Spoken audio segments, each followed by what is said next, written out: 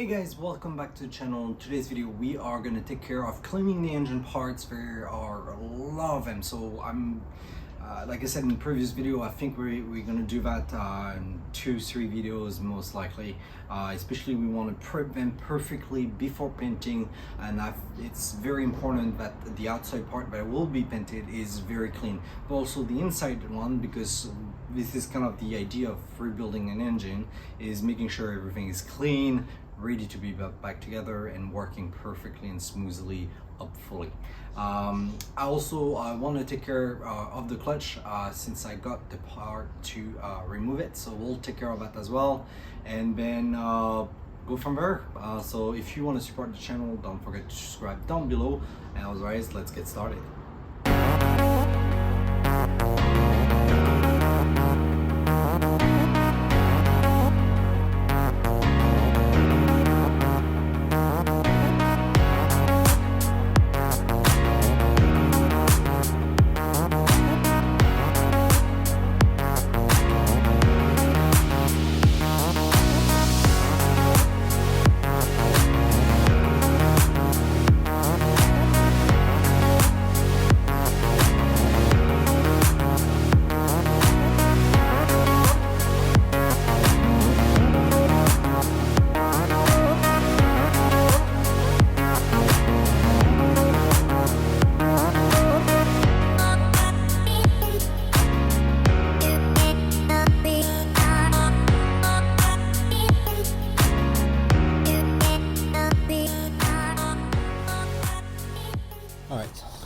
So the part got clean. I rinsed it in water. It's not perfect right now, but we'll fix this little thing. Especially this is from the gasket, I believe. So we'll remove this. But this is as clean as I can get it with the cleaner, and then we'll be able to get this prepared for painting. So now we have the other part, so that we need to clean as well, and this is very dirty.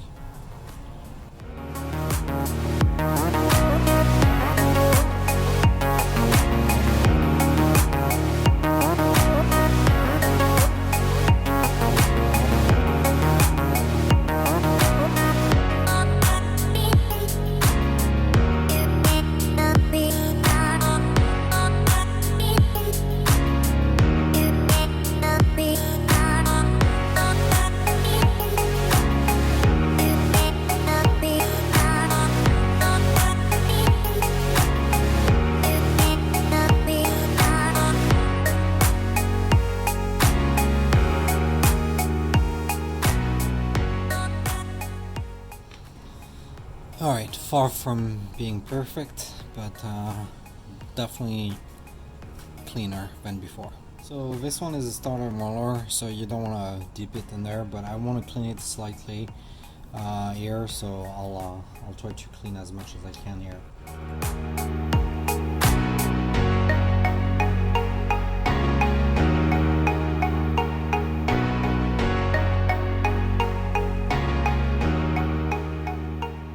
So this is one of the piston.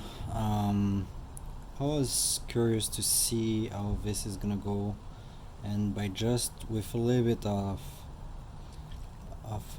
liquid, I can tell this is gonna go easy.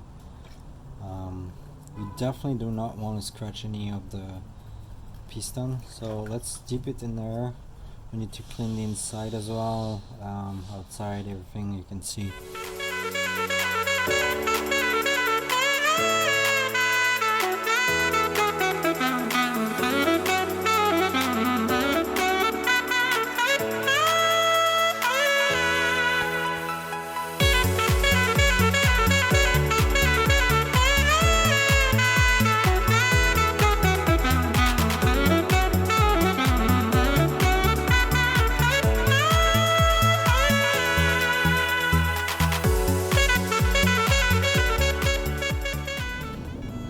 I think we can tell a difference, so this is clean and this is not. Makes a huge difference, so we need to go through all of this, clean clean nicely the inside, remove all those residues of oil. You can see there's a mark on the piston right here, and here as well, so I'll need to look into this. Let's continue.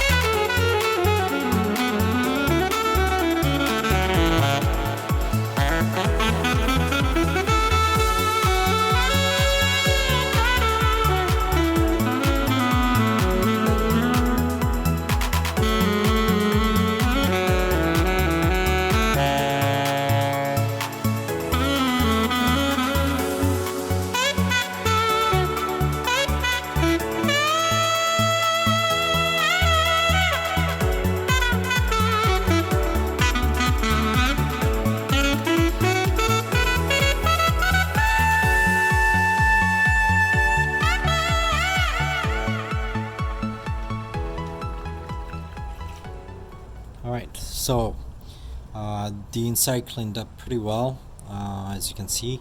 On the outside part, I was able to remove anything on the sides here. The top is the best I can do right now with this cleaner, so I'm gonna need to try to figure out how to get the rest completely out and clean perfectly, basically. So let's rinse this and then put it on the side, let it dry, and then we'll be good to go for our next step.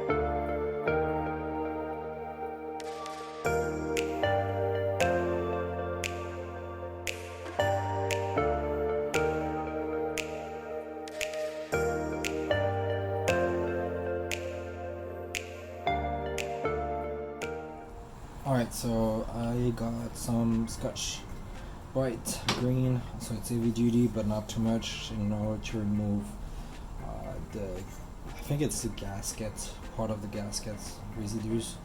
So trying to remove this, so we'll try on a small part and see what it does.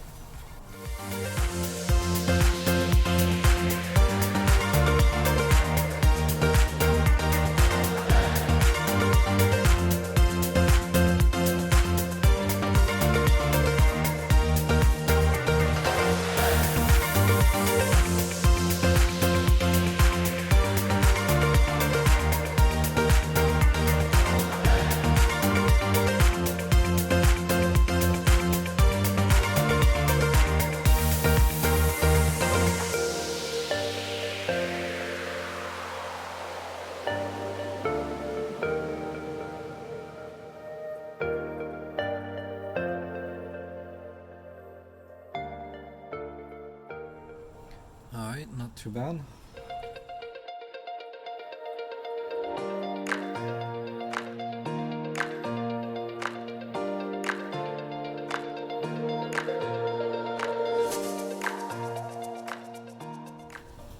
Alright guys, so I received the holder for the clutch.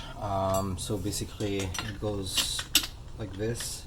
We can hold it properly while still having access to the bolt. I had to put it together, but got this from EBC Brake. They're pretty well known for any brake parts, clutch and everything. We're gonna need to remove the dimple on the lock nut, and then we should be able to remove the nut with thanks to this holder.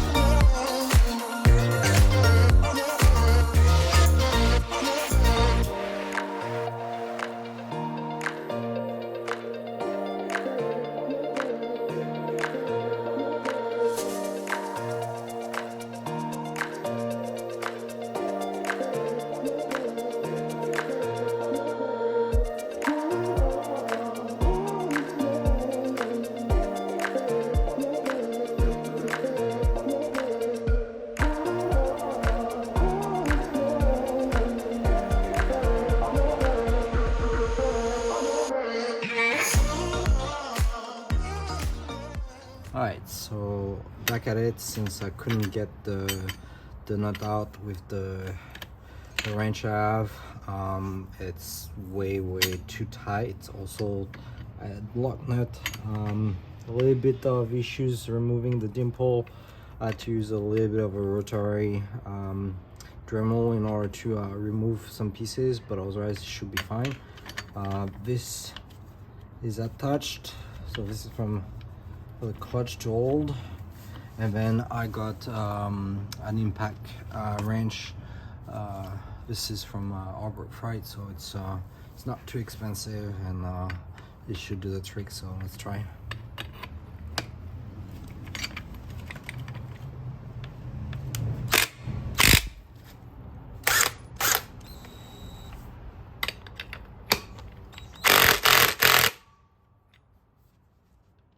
It's doing it, so it's good.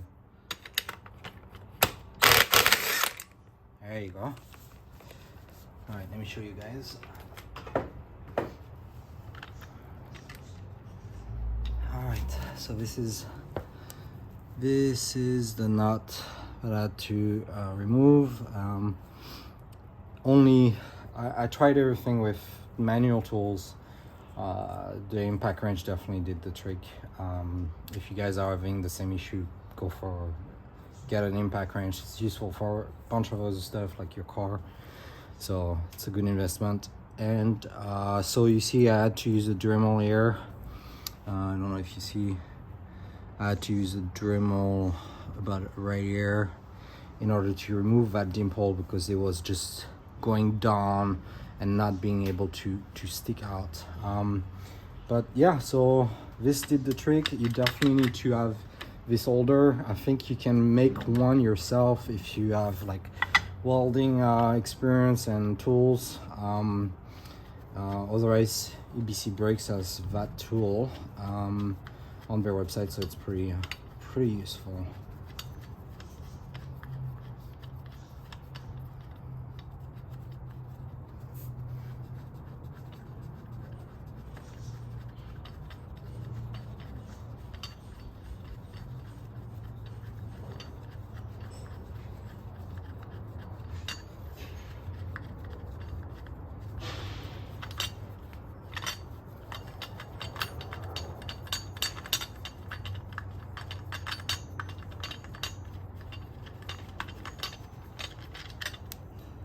Alright, so now that I remove the lock nut, There is a washer here, flat one, pretty thick, and we should be able to remove the entire plate.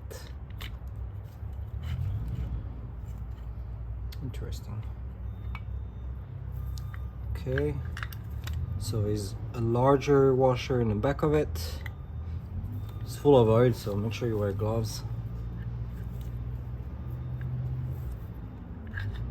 Okay, so this is the front plate,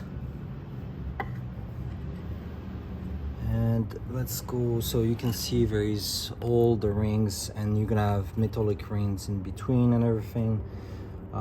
Let's take a look at the first one. Yeah, there's a lot of residues around here. It's actually, yeah, it's a lot of residues. It's not clean for sure. Not sure what it is. Yeah, there's a lot of it. Let's see for the rest.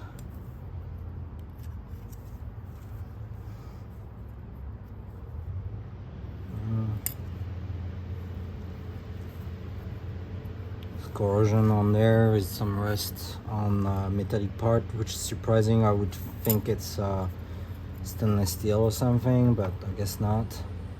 Yeah, all those parts are not, I'm probably not gonna reuse them. They don't look that great. So you're gonna have basically on the front one, you're gonna have the disc with the little metallic ring, and then the big ring, and then a disc, and then a big ring and a disc. So and when I say the ring, the big ring is those metallic parts, and this is the back one basically. So you have all those rings, and 1, 2, 3, 4, 5, 6, 7 disc plates, like this one's basically. All right, so I'm gonna put this back. So the reason why I'm putting this back together, it's easier to store, especially with the O-rings, not the O-rings, my God, I've been saying that for a while, the washers. And lock nut will need to be changed for sure. So if you're able to remove it without making a mess like I did, you could potentially reuse it. However, I would just recommend changing it. It doesn't cost that much, and it's safer. All right, so should be able to remove the entire part here. So this is basically the bucket that holds the clutch. It needs some cleaning, but everything else looks great. Gives us access to the back, and you can see definitely there's a bunch of cleaning to do. There's some weird stuff in there. Not sure what it is. Everything looks great, honestly. All the parts here in the back here are perfectly clean.